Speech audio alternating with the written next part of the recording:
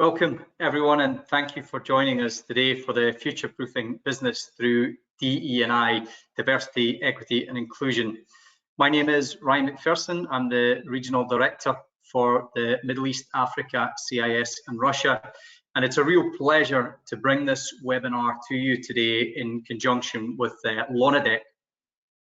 You may recall back in October 2021, if you can cast your mind back to then, we did our first Women in Energy webinar, which remains the most viewed webinar on EIC TV to date. And it's no surprise.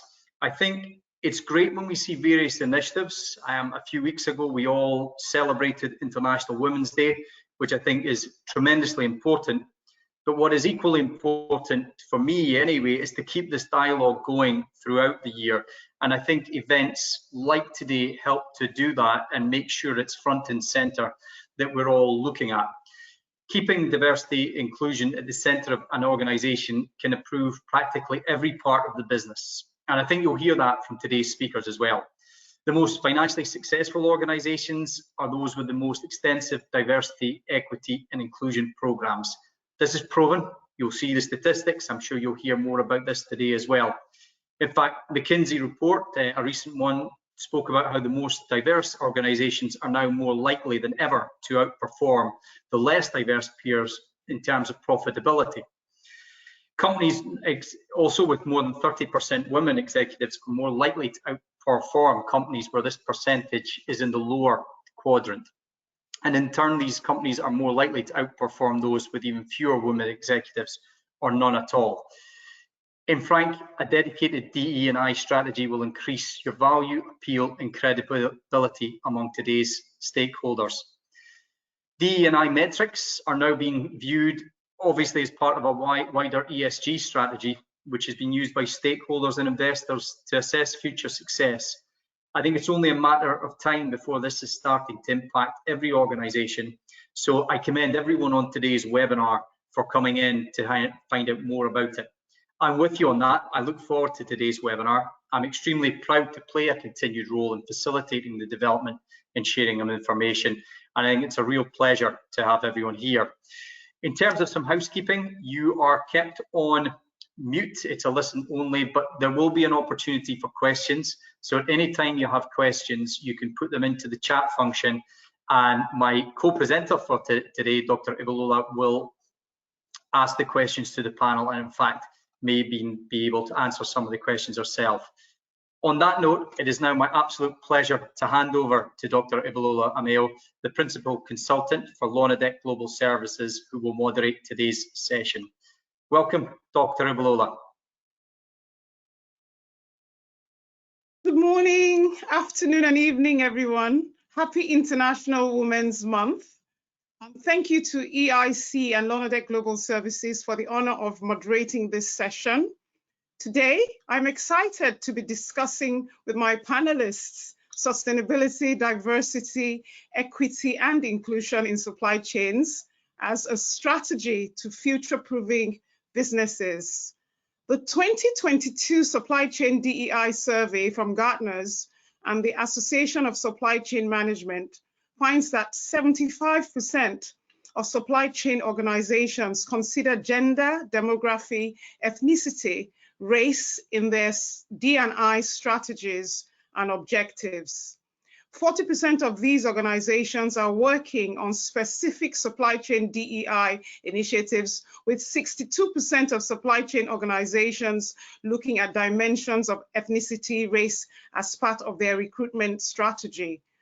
30% of the full-time supply chain workforce are people of color, but only 9% of supply chain VPs are people of color. Today, I'm going to have diverse speakers from Hong Kong, Aberdeen, and Kuwait on my panel, and they will be talking from their perspectives about different ways of future-proofing your businesses through DEI. I would like you to sit back and enjoy their presentations and have your comments, questions, and answers ready as I invite the first speaker, Kevin Franklin, who is a chartered accountant and holds a BA in geography.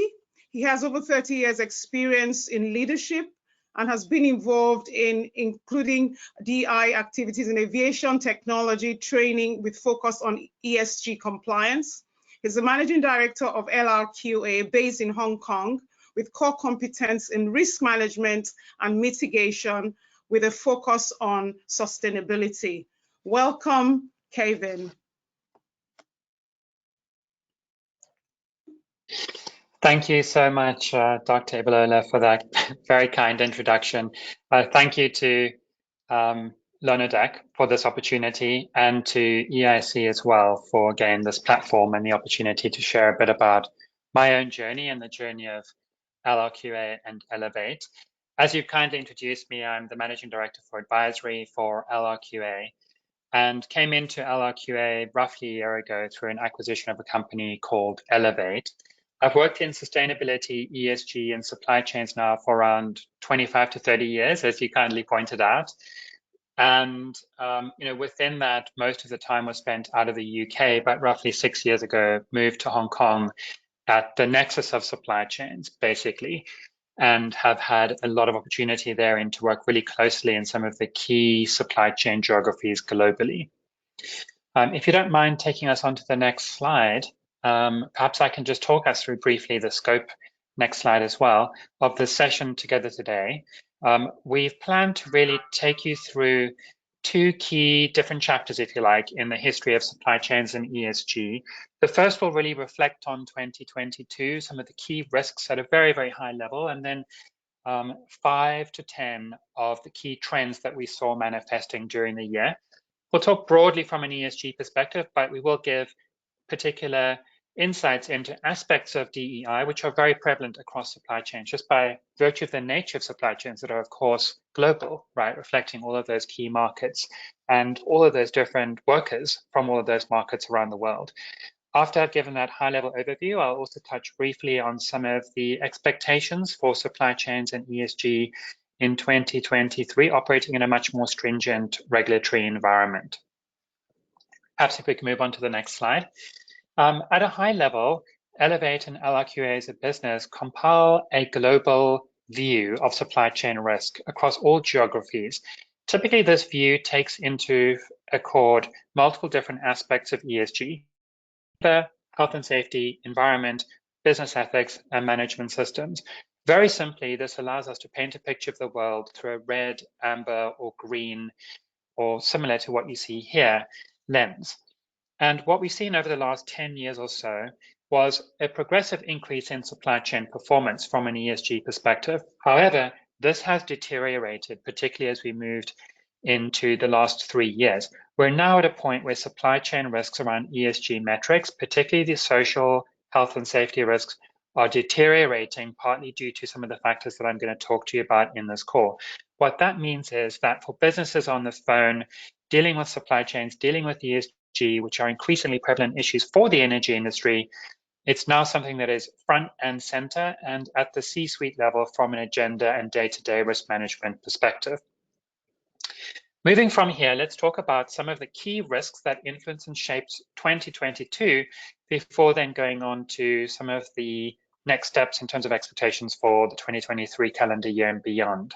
So next slide, please, to talk us through risk area number 1 or insight number 1.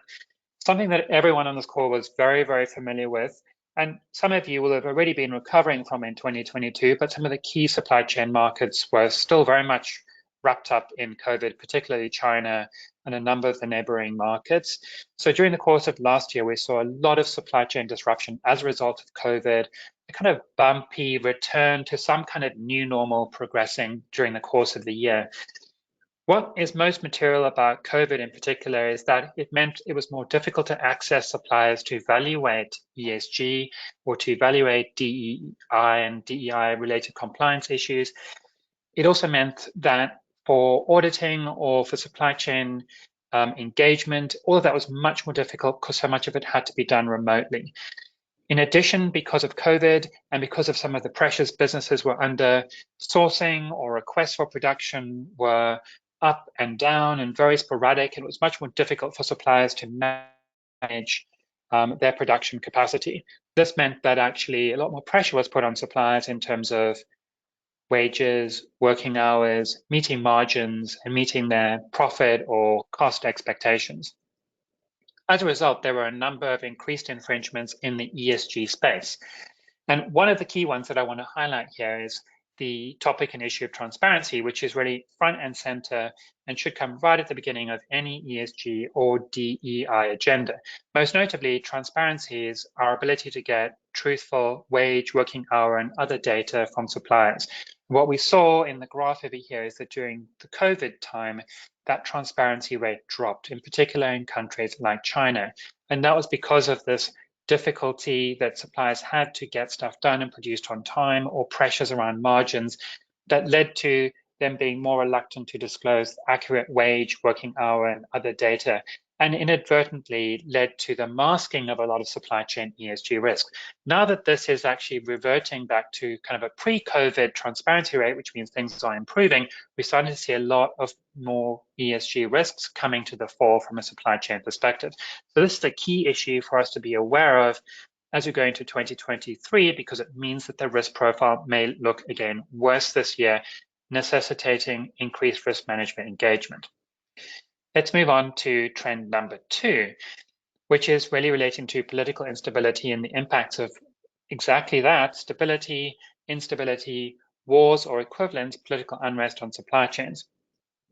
During 2022 in particular, the news has been dominated by the Ukraine war, and there's also been a number of other political instability incidents during the course of the year, such as what we've seen in Myanmar and other areas, whether it is at a national level or provincial or state level.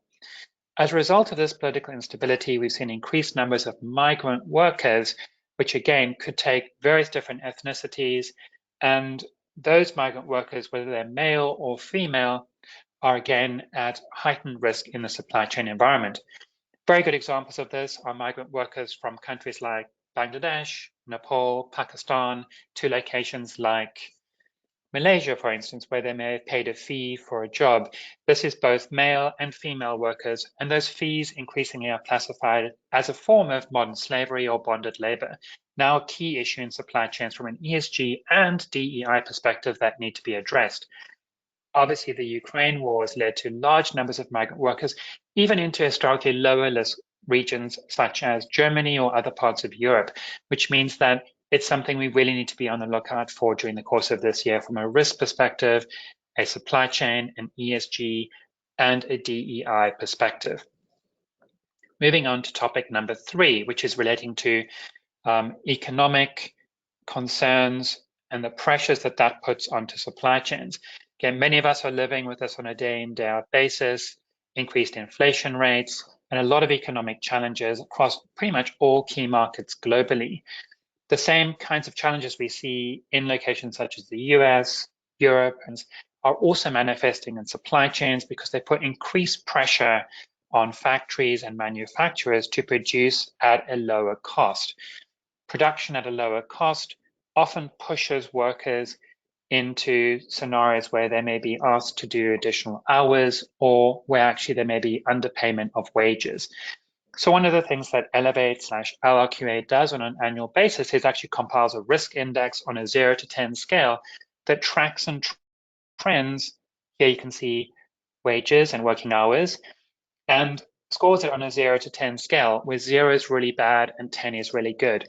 What you can see here, looking at some of the key sourcing markets globally, such as Malaysia, such as China, going from the blue to the orange, 21 to 22, that basically there's been a downwards trajectory, i.e. increased risks around working hours and working hour related non-compliances, partly as a result of economic pressures. If you take us on to the next slide, you can see exactly the same thing happening from a wage point of view. Some of those same key markets again, China, Myanmar, Malaysia, Bangladesh, Vietnam, all have seen downwards trajectories, i.e. increased risk scores from a wages perspective, meaning that there are increased number of wage non-compliances in supply chains. And this applies both for men, both for women, also for migrant workers and those of ethnic minorities that might be present in the supply chain. If you move on to the next slide, what is interesting to note in this context is that doing a zoom in here to look at gender by some of these key countries, China, Turkey, India, Vietnam, Bangladesh, actually the dynamics at a supply chain level might be different to what one might expect. If you look at a country like China, for instance, where actually the majority of the workforce, around 55% of the workforce in the factories that we visit on behalf of our clients, and we visit around 25,000 factories a year, around 10,000 of those are in China, and around 55% of the workers in those factories are women, often more skilled than men, and also, as you can see here, slightly higher paid than men. The same applies in Turkey and also in India. But then, ironically, when we look at some of the more developed economies like the United States or Italy, actually the trend is reversed. We see more male workers and we see men perhaps being paid slightly more. I'm flagging this because it's a very interesting point for us to take into consideration when we look at supply chains, ESG, and DEI. There's so many factors. There are gender issues, which are not necessarily what one might expect, but they differ from a worker versus a manager perspective. In all situations, there are definitely opportunities for increased female representation in leadership roles, but there are also ethnicity and ethnic origins and migrant worker related issues all playing into the wider ESG and DEI equation. Let's move on to the next slide, which is our fourth key trend for the year, and that's one of climate change and energy. Obviously very central to everyone on this call, I'm sure.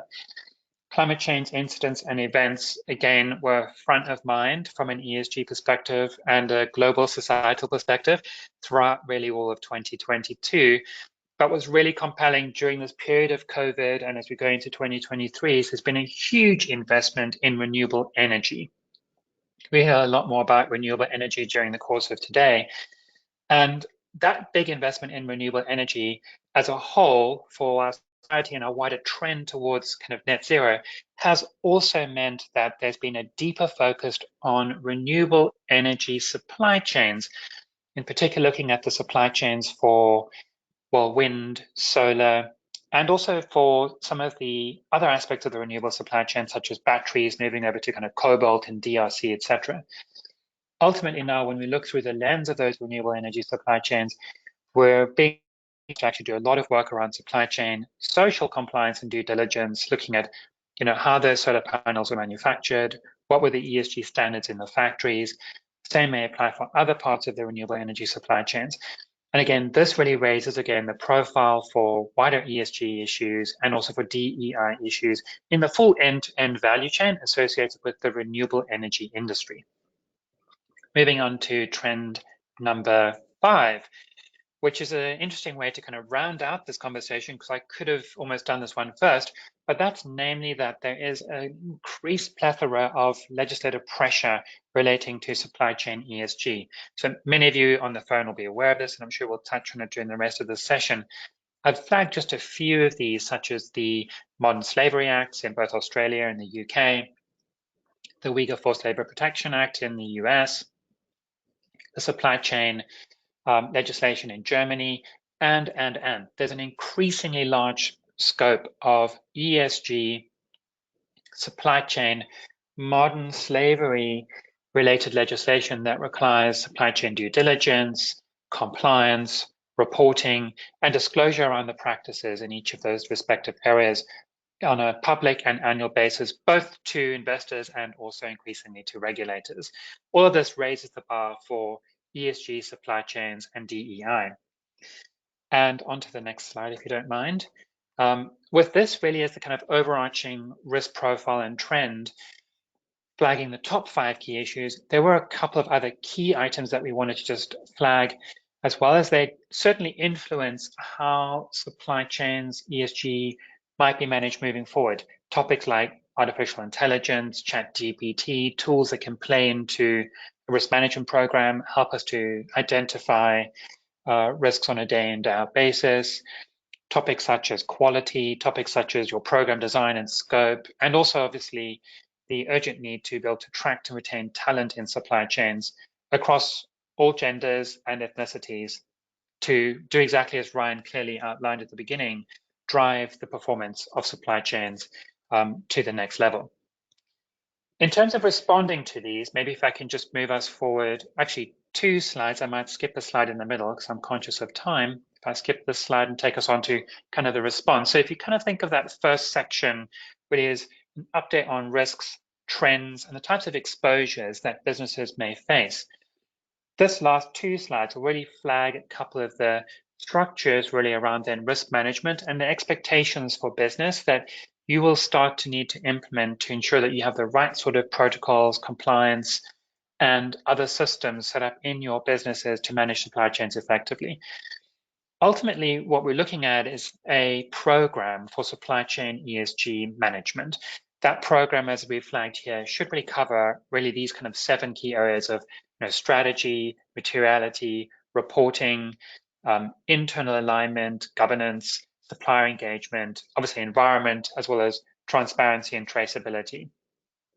If I take us on to the next slide, I'll unpack those very briefly. There's way too much information on the slide to go into in detail, but I do want to really flag a couple of the key topics that maybe have been newer topics to emerge and topics that are increasingly being expected to be included in this kind of program scope.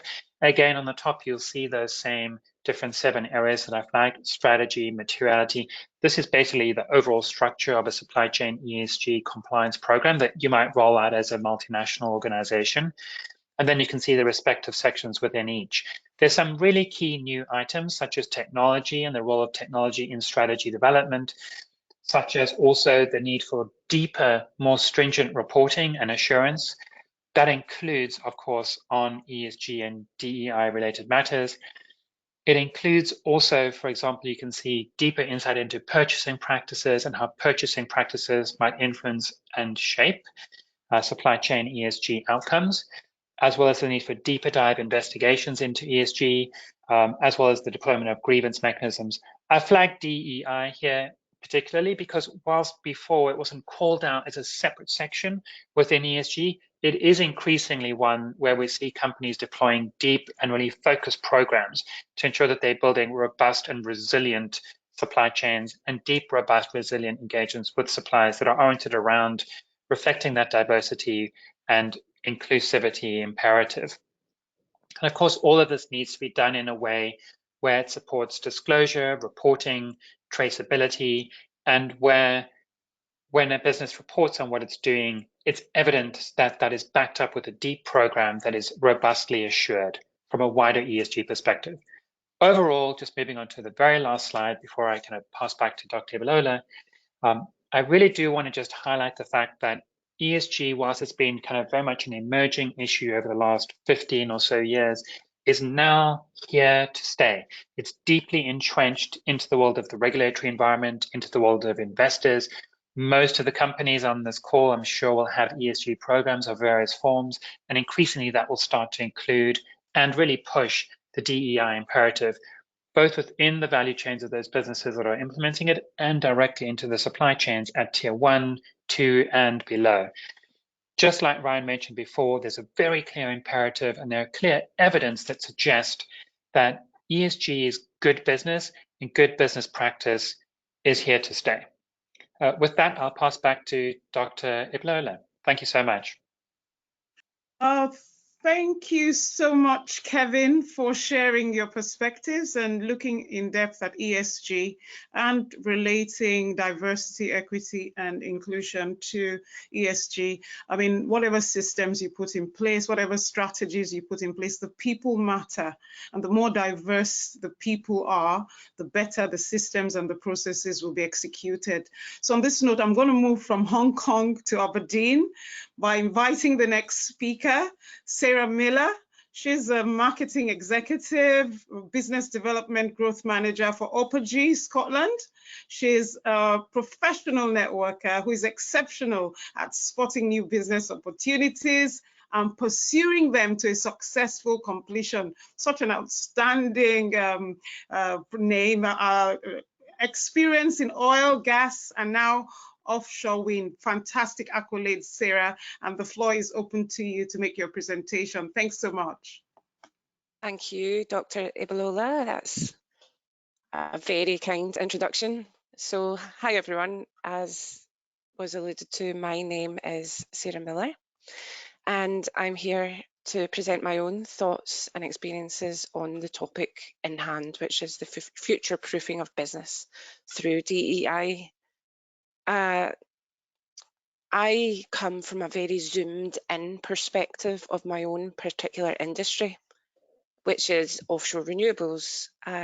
Just to give a little context, my first couple of slides will just give some infos on Oppergy Scotland, who we are, and what we've been up to in our space to ensure the future of offshore wind looks a lot more diverse.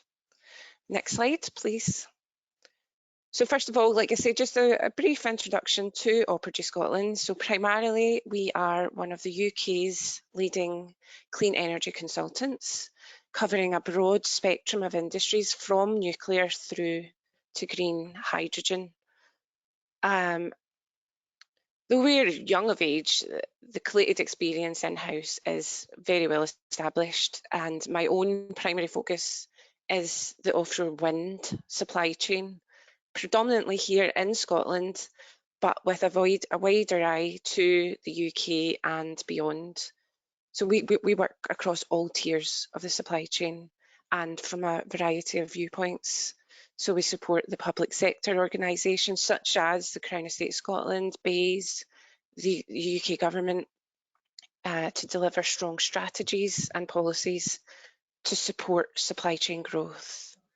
So diversity, DE&I has been a running theme here for many years, and it is with great pride that we lobbied hard to ensure that the UK government set strong gender equality targets in 2019 through the UK sector deal.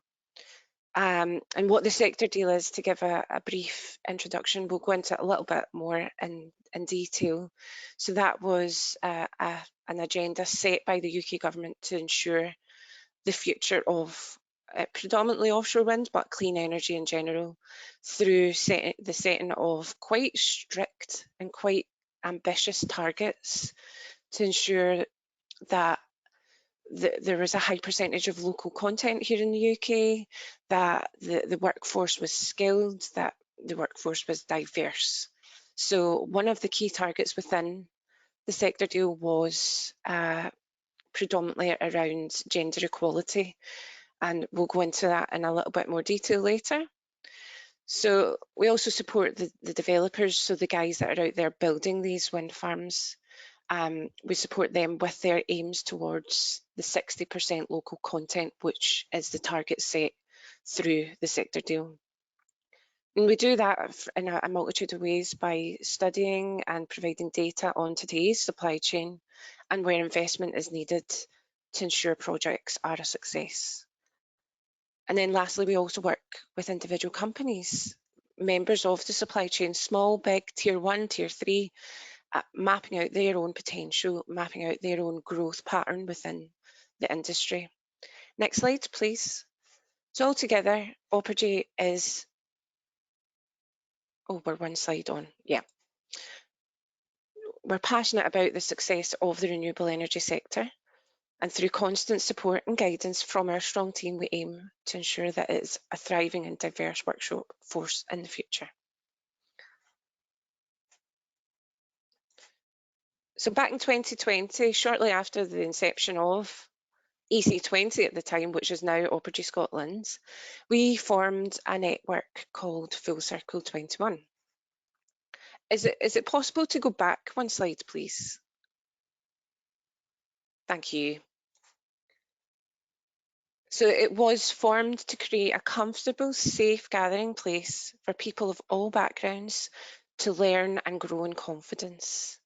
The key focal point here is it's all about encouraging diversity, encouraging people of all genders, all walks of life, all ethnic backgrounds, all disabilities, you name it, everyone is welcome at Full Circle 21.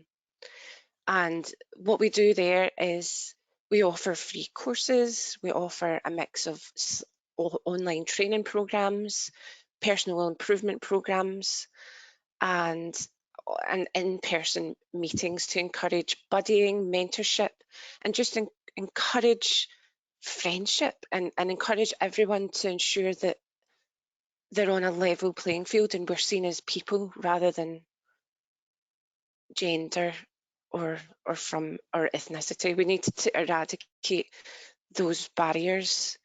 So it's a free network to everyone, and it's just there to promote good health within good business health, really. Next slide, please. Just random general facts about DE&I. So it's quite dramatic. There's some stark truths out there. So I guess what we have to ask ourselves is, why do women feel undervalued, for example? What stops them from speaking out? What defines class? And should we accept that there is a class divide irrespective of experience? Is that something that we're willing to accept in this time? So DE&I is clearly important to most of us, or all of us. Let's just say all of us. It should be important to all of us. How can we erase the unconscious bias that exists in all of us today? So awareness is key, understanding must follow, and then all this must be backed up with actions. So from employers to employees, it must be trained into people to remove these factors from any decision-making process. Next slide, please. So this slide looks at offshore wind in particular, and this is where we go back to the UK sector deal and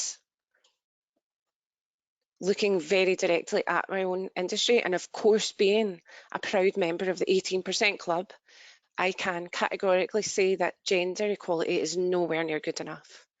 At corporate level, we do see a far higher percentage of female board members, which does ensure a diverse board, but how is the offshore renewable sector working behind the scenes to encourage females to become engineers, for example, to become scientists, technical experts in their fields, and ultimately reach that 33% by the 2030 goal set out in the sector deal? So this is happening now within our industry. We're so lucky to and proud of the fact that we are engaging at all levels of the curriculum. So there's a massive push towards STEM activities in primary school level. So children aged 5 to 12 are gaining hands-on experience with technology, with how to build a turbine. There's programs where you can take your child to the beach, for example, and you build an actual living replica turbine, sail it out, connect it to shore, and produce energy. So that program is called Offshore Wind for Kids, if anyone's interested, and they have quite a global presence, and I would strongly recommend it for your children. So these courses are designed to ensure zero bias, conscious or unconscious, and then ensuring that all students are on a level platform. And this is then backed up through secondary level education, where highly prescribed STEM challenges and linkages through to college, university, and then employment is clear and visible. And then universities we are encouraged to actively market their engineering courses in a way that encourages all. So all these small goals, they might seem quite nondescript, but collectively they do and hopefully will make such a significant difference. So next slide, please. So ethnic diversity is a topic that we are working on just now within Opergy. And these figures, I think, are stark. Considering the vast array of talent in this world, in the UK, why does the offshore renewable industry have such a poor level of ethnic diversity? The question is yet unanswered, and we are currently exploring how we can go about engaging a more diverse workforce. It's in my honest, I'm not quite finished there, sorry. So in my opinion, it is quite poorly addressed in UK policy. and we must set out targets to improve these figures as a network. So next slide, please. Just to go on to summarise my thoughts so far. So here are the key areas. It's felt activity must be generated to encourage DEI. So the government, they hold a key to initiating real action through the setting of key targets and ambitions. So how do we go about engaging those key contacts within the government? How do we address these issues? How do we get in front of these people? That's what needs to be figured out. Employers, so they are able to then, based on strong ambitions and targets set at government level, employers are then able to write these targets into their own plans and therefore engage the workforce of the future. And then it's the job of everyone to be vocal. Sharing our own voices can never do us any harm. As Full Circle, we're always looking for events to engage in and actually to step in and organise to ensure diverse and establish diverse panels. And then to put a practical element to everything, the correct programmes must be available to our children. Next slide, please. So why bother? That is a question that we've a lot of the previous speakers have already asked the audience, but it's a question that we need to keep asking. Why are we doing what we're doing? Why are we trying to encourage? And that question is very easy. The statistics are there to justify a diverse workforce. If we were all from the same background, then ideas and true innovation just couldn't happen, or it would be so constrained.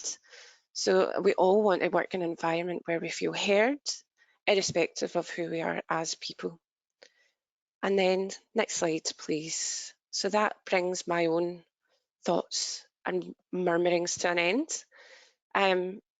Hopefully it was a little bit insightful of our industry today, but I would be absolutely delighted to hear from any of you on the call, either during the Q&A session at the end or even in person afterwards.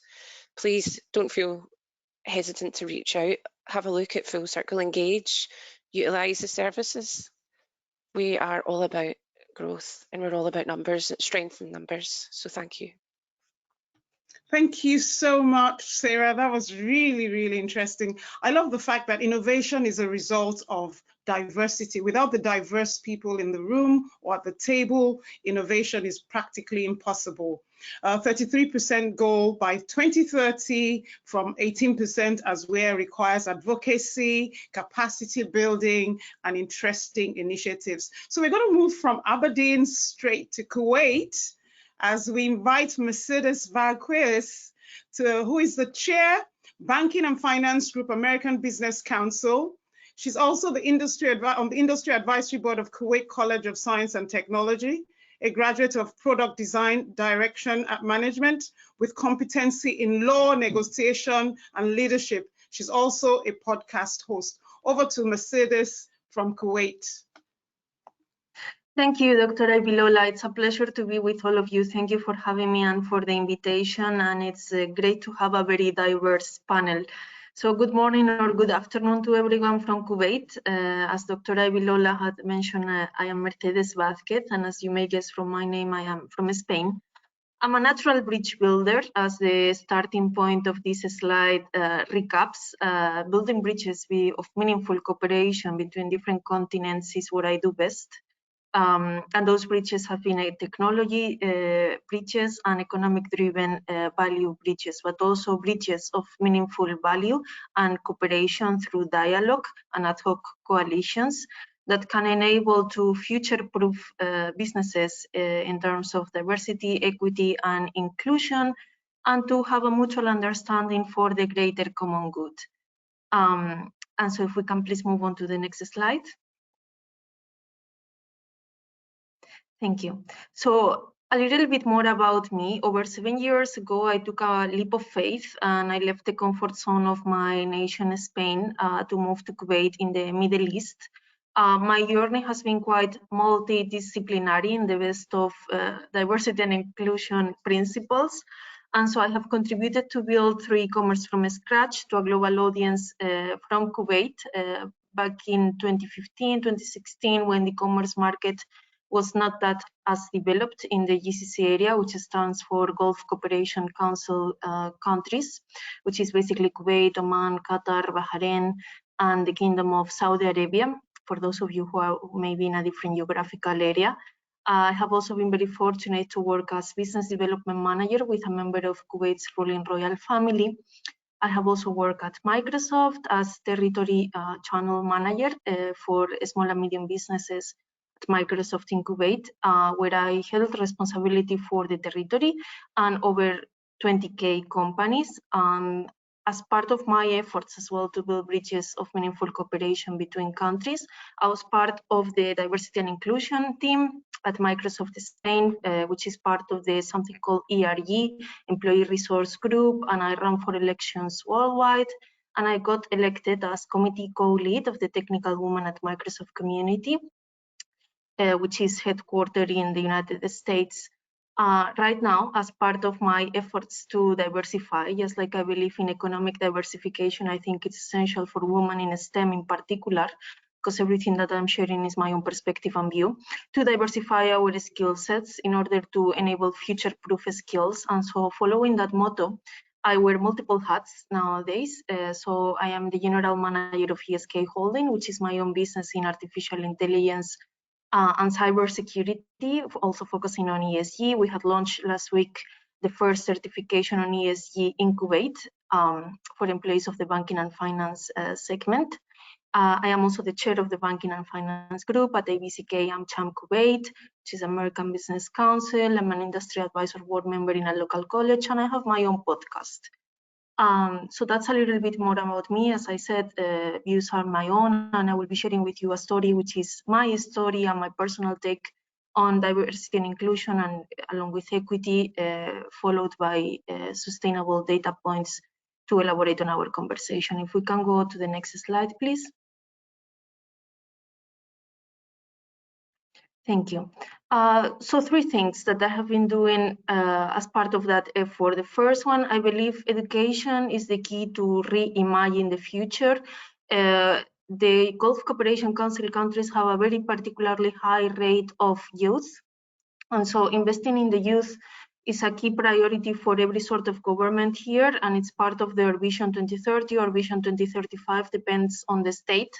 And so I have been very fortunate to engage on with different local private schools and universities here in Kuwait in relation to the Sustainable Development Goals of the United Nations in general, and Sustainable Development Goal number 5, which is gender equality in particular, and also in terms of innovation for economic diversification, which is also addressing a key agenda for Vision 2035.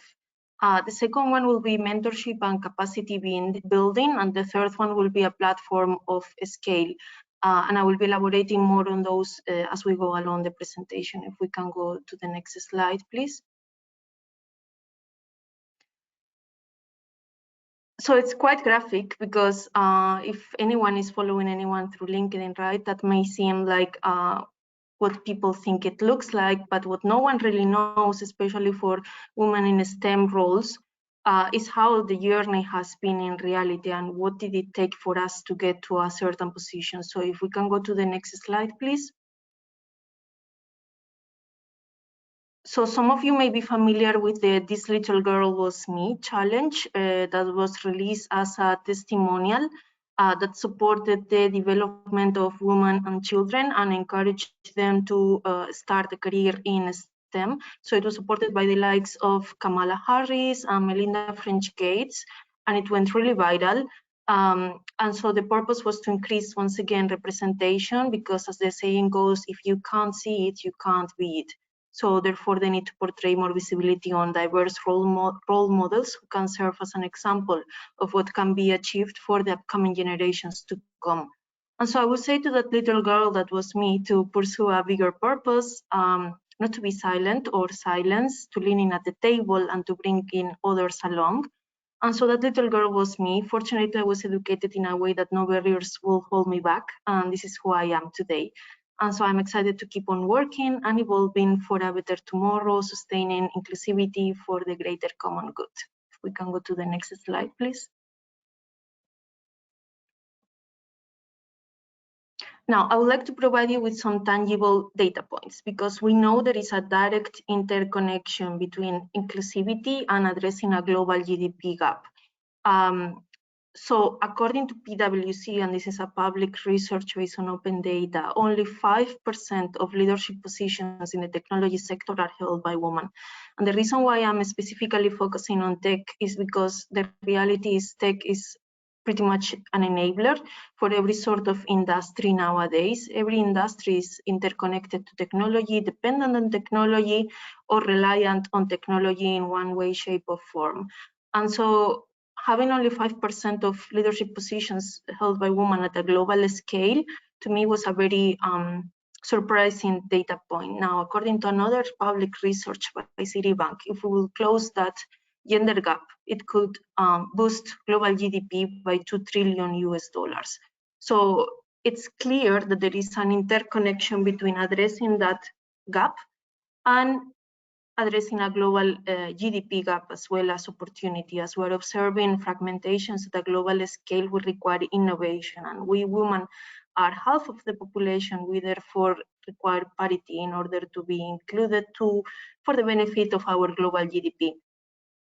Now, according to another research by McKinsey, women only occupy 22% of all tech roles across the European Union. And according to the World Economic Forum, 40% of revenue and innovation comes from companies that score above average on their diversity ratio. So we know that diverse teams normally can outperform because they reduce the risk of groupthink. So it's a commonly held belief that more diverse portfolios, if you are in finance, outperforms because they reduce risk because of that diversity, right? So the same concept can be applied in the workplace.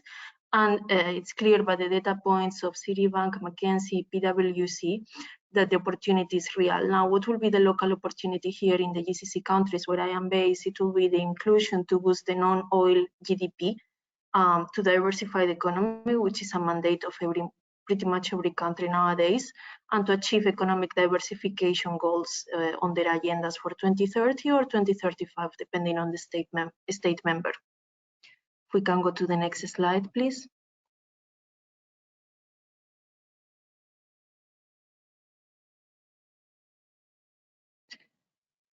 Finding data in terms of the reality of what's going on, it's a little bit of a sensitive matter, and so these data sources are by PwC and McKinsey, because companies don't have to disclose on their diversity ratio or diversity scores. There is no obligation for disclosure, and obviously we have to measure governance. So in the European Union, we have the GDPR, which is the General Data Protection Regulation that safeguards the use, storage, processing, and sharing of data. And in the United States, there is the California Consumer Privacy Act.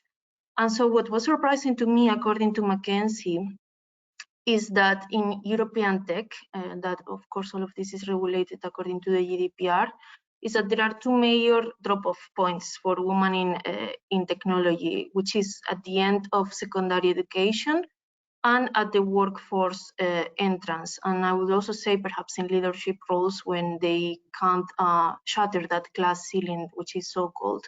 So I had started out my presentation with the importance of education and investing in the youth and human capital to achieve economic diversification goals and to foster innovation. And I think that the data point proves once again how essential it is, because according to another survey by PwC, only 3% of females can name, who are studying in a school, can name someone famous in technology, like a role model, a female role model in technology, which is quite surprising because again, if you can't see it, you can't be it.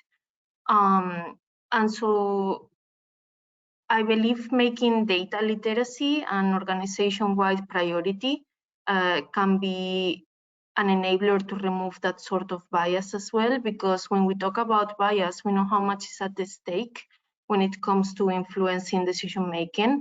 So if we can move to the next slide, please.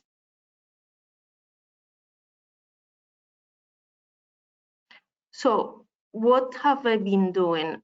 We can talk a lot about, we can spend all day talking about how important and how essential it is to have diversity, equity, and inclusion, but I would like to provide you with some of my personal commitments. The first one, obviously, is education. As I was mentioning, I have been engaging with private schools, private universities here in Kuwait, investing in the youth, providing visibility to role models, working on gender equality, which is SDG goal number 5, and basically empowering the youth. Everyone has a dream for good. Empowering them and channeling them to achieve it can be a way to foster that. The second one will be mentorship and capacity building. And so providing women all over the world with the mentorship in diverse, through diverse perspectives. I believe it's through diverse perspectives that we are able to learn and grow, and that are, and therefore can expand our mindset, our circle, as well as the access. Yeah, just like we provide mentorship, it's important to provide the access, and we differentiate between a mentor and a sponsor. The sponsor is someone who may vouch for us when we are not in that room. A mentor is someone that provides us one-on-one coaching through different perspectives. And so in the workplace, you can be an ally to one, you can be an ally to many, or you can be an ally to all. The third one will be a platform of scale and to use my voice for good while building bridges between continents. That was my motto when I had first started my personal podcast, which is called Tapping into the Untapped. Through a platform of scale to build bridges of meaningful cooperation and dialogue at a time where we're experiencing fragmentations, while providing visibility to role models in mission-critical industries to reimagine the future, such as ESG, obviously technology, diplomacy, foreign service, and so on. And the fourth one, and this may be the most complex one, depending on the environment, it will be to dismantle the barriers that prevent women from thriving, increasing retention, advocacy for equal pay, that again may be a little bit sensitive because there is no obligation for disclosure of data between pay or salary ranges, making sure that everyone has access to promotions, and championing fair competition through education and through preparation for women to compete effectively, applying their hard-earned qualifications and skills in their careers. And so some of you may be familiar with the latest Women's Economic Security Strategy that has been released by the US Department of State. And I think the number 4 is sort of relating to that strategy because it's also addressing to dismantle the systemic barriers that prevent women from thriving. So if we can go to the next slide, please.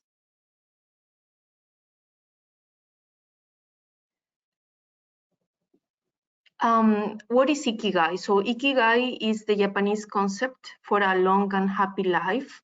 And basically this was an inside-out sort of approach that it's a framework that enables you to find what is your North Star. If you are into strategy, you may be familiar with the 3 Horizons framework and the North Star. And so that interconnects to the passion, the mission, the profession and vocation, what you love, what you are good at, what you can be paid for, and what the world needs. And it's a framework that I will really encourage others to apply if they want to increase and to foster more inclusion in their organizations as an inside-out approach, as I said. If we can move to the next slide, please. So we've got to kind of round up the conversation. Okay. Thank you.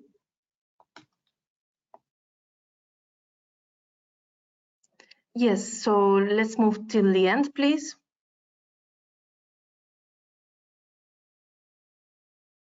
Yes, for some sort of reflection, I would like you to think critically about who's sitting in your table, and because there is so much at stake when it comes to influencing decision making, and by including someone that we know agrees with us, we are not only gathering diverse perspectives, but seeking support from our pre-existing beliefs, from perhaps a group of individuals of the same identity.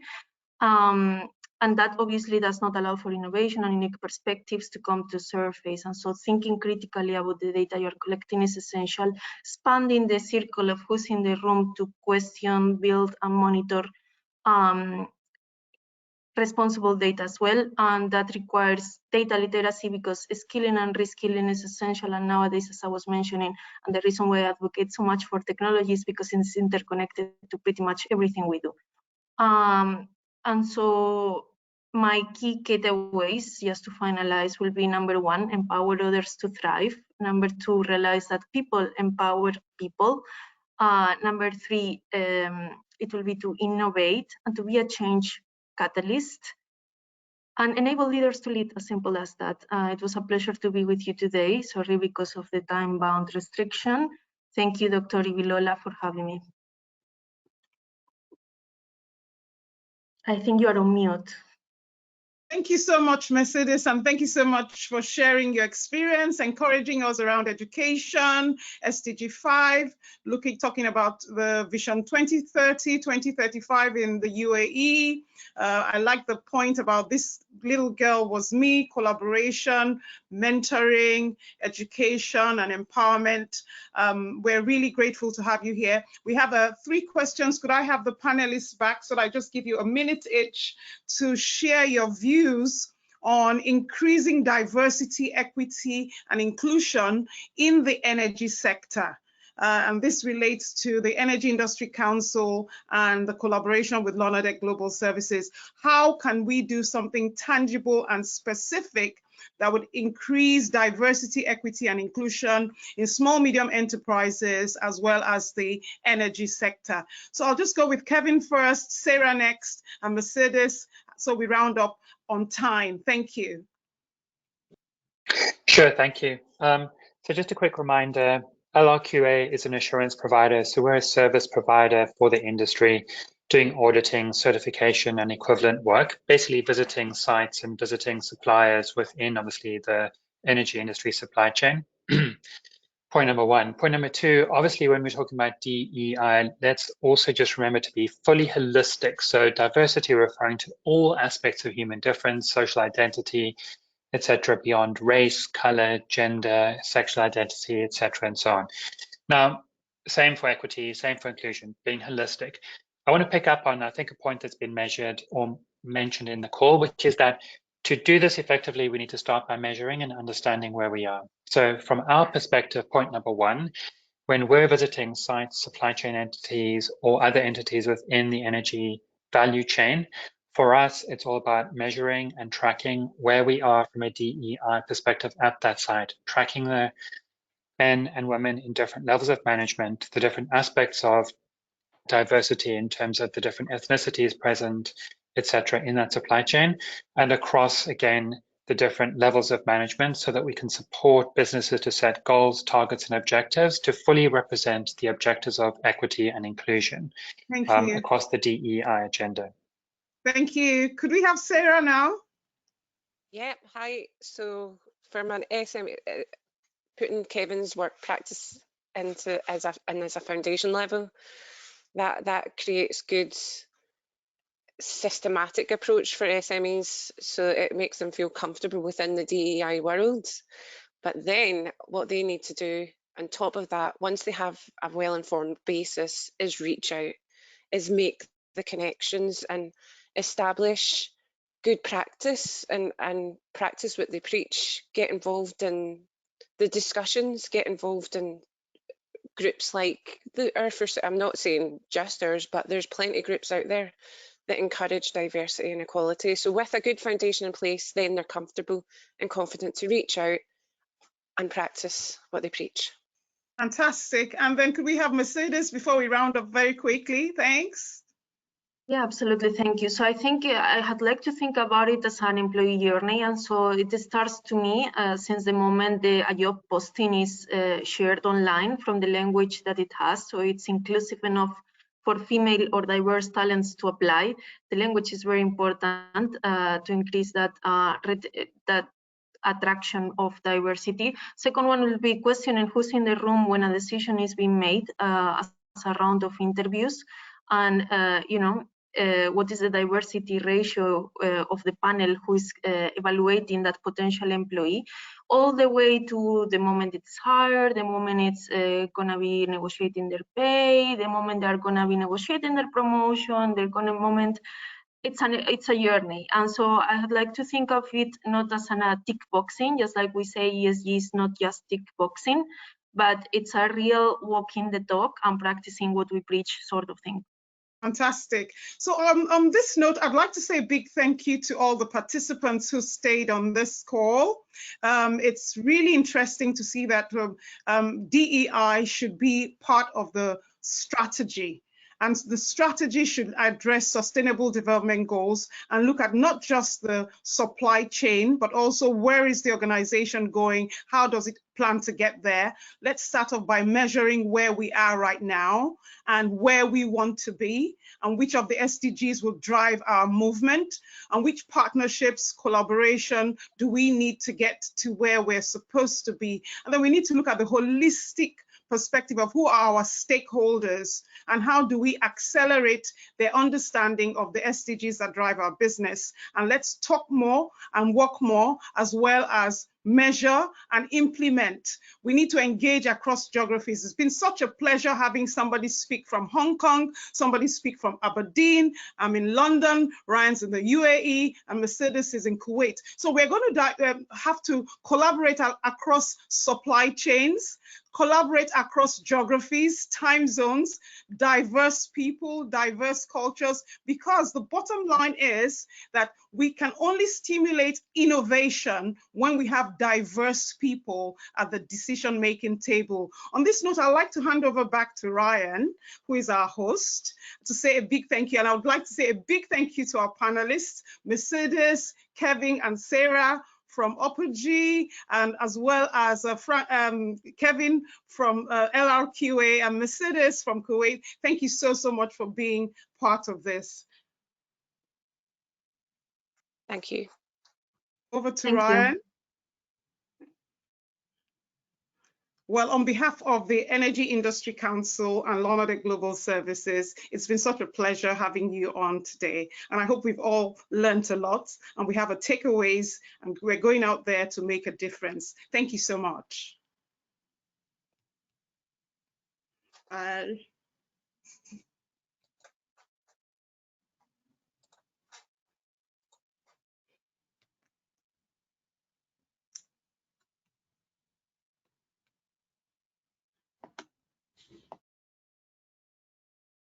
Ryan, is your audio working?